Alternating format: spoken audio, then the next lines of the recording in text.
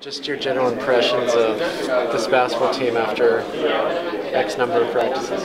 No, I really think we're catching on to everything pretty quickly, especially for the amount of new guys that we do have on this team, the amount of guys that left from last year. So, just having a core group of guys like me and Carlin and Nate and Trey that have been around Coach Boyle for a year now, that helps even more because last year we had no idea what to expect. So we can help the younger guys out, and I think that's really helped out a lot this year. What's it like in practice when you and Shane and Andre are on the floor together?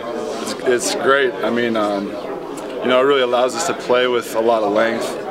Rebounding wise, I think we're a better team when we get to play that big.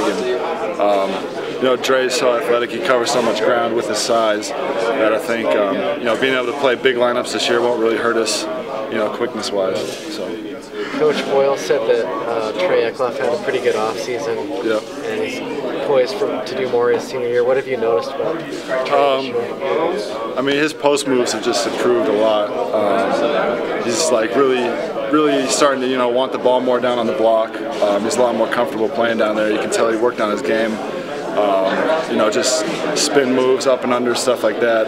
It's really tough to guard once he gets down there. So, and he's shooting the ball pretty well too, so that helps. With so many new parts, it's going to take a while to fill it out, I would imagine. But Coach Boyle was talking to me the other day about how, on Selection Sunday, how the San Francisco game and the Harvard game kind of came back to bite. So how do you focus on taking advantage of like the Puerto Rico tournament and yet being a new team?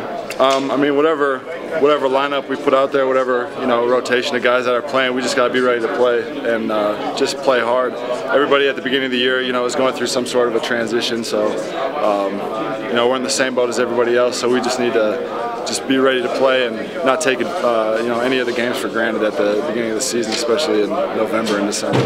How much do you think having played in Maui and Las Vegas will help the seniors kind of know what to expect on the court? A lot. I mean, I've taken a trip, every year for a tournament, and I'd say my freshman and sophomore years I kind of got distracted a little bit.